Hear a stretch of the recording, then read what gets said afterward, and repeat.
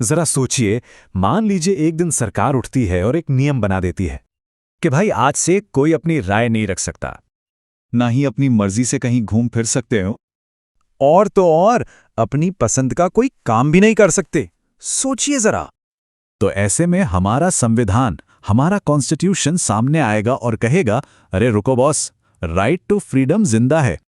और यहीं पर दोस्तों एंट्री होती है भारतीय संविधान के उस हिस्से की जिसे जानना हर नागरिक के लिए बहुत जरूरी है।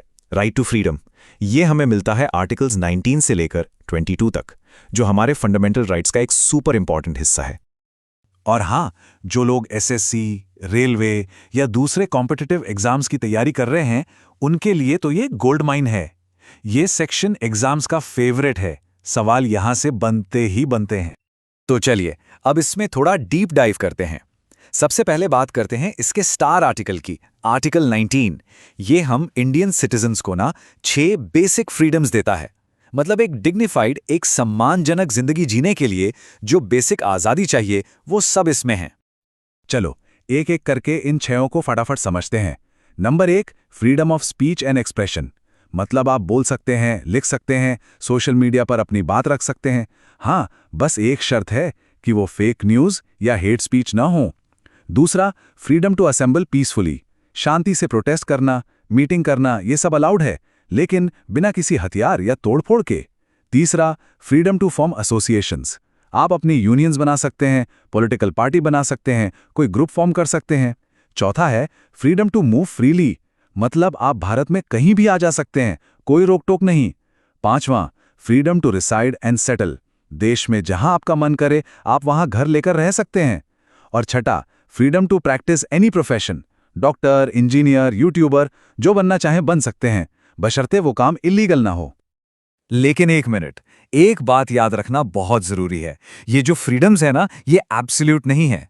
देश की सुरक्षा, पब्लिक ऑर्डर, इन सब मामलों में सरकार इन पर रीजनेबल रिस्ट्रिक्शंस, मतलब कि जायज पाबंदियां लगा सकती है। तो कहने का मतलब ये है कि फ्रीडम है पर अनलिमिटेड डेटा पैक नहीं है। ठीक है, अब आगे बढ़ते हैं आर्टिकल 20 पर। अब ये आर्टिकल बेसिकली सरकार को क्रिमिनल लॉज का गलत इस्तेमाल करने से रोकता है। इसके अंदर 3 बहुत ही इंपॉर्टेंट प्रोटेक्शंस हैं, ध्यान से सुनिएगा। पहला है no ex post facto law.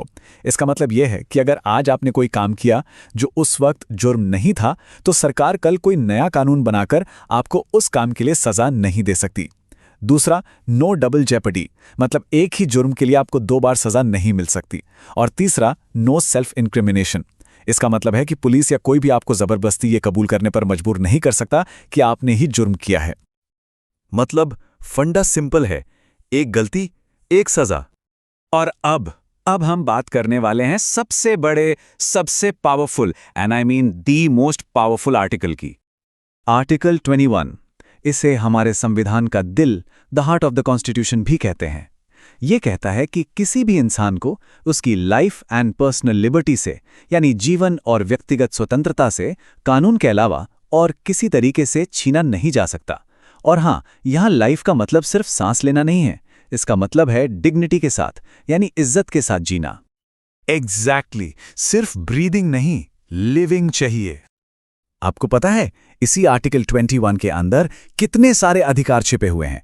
इसमें शामिल है right to privacy, right to sleep, अरे हाँ, सोने का अधिकार भी, right to health, right to a clean environment. और ये लिस्ट तो ओ माय गॉड बहुत लंबी है। आपको जानकर हैरानी होगी कि सुप्रीम कोर्ट ने सिर्फ इस एक आर्टिकल को इंटरप्रेट करके, मतलब इसकी व्याख्या करके, 50 से भी ज्यादा नए राइट्स को मान्यता दी है। So you can imagine how powerful this is. और इसी का एक बहुत इंपॉर्टेंट एक्सटेंशन है आर्टिकल 21A।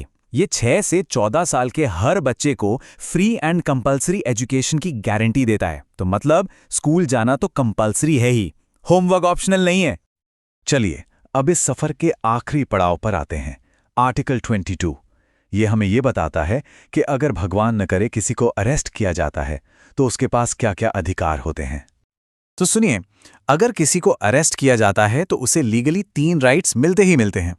पहला, उसे अरेस्ट का कारण जानने का पूरा हक है। दूसरा, 24 घंटे के अंदर अंदर उसे मैजिस्ट्रेट के सामने पेश करना जरूरी है। और तीसरा, वो अपनी पसंद के वकील से कंसल्ट कर सकता है, सलाह ले सकता है। मतलब वो जो फिल्मों में दिखाते हैं ना कि उठाया और सीधा जेल में डाल दिया, असलियत में वो अलाउड नहीं है। ऑलराइट, अब सब कुछ साइड में रखिए और एग्जाम मोड ऑन कर लीजिए। एक क्विक, स्लो और क्लियर रीकैप करते हैं ताकि ये सारी बातें दिमाग में बैठ जाएं। ओके, स्क्रीन पर ध्यान दीजिए। Article 19, 6 basic freedoms. Article 20, criminal protection.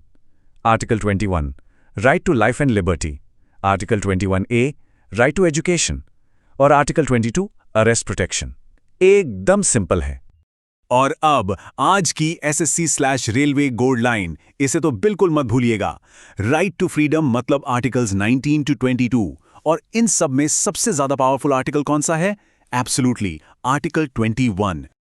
तो अब अगला टॉपिक क्या होना चाहिए? आपके पास दो ऑप्शंस है। Option A, right against exploitation, यानी आर्टिकल्स 23 एंड 24, या फिर ऑप्शन बी, इसी टॉपिक पर ढेर सारे प्रीवियस ईयर क्वेश्चंस और MCQs की प्रैक्टिस। आपका जो भी चॉइस हो, नीचे कमेंट्स में जरूर बताइएगा।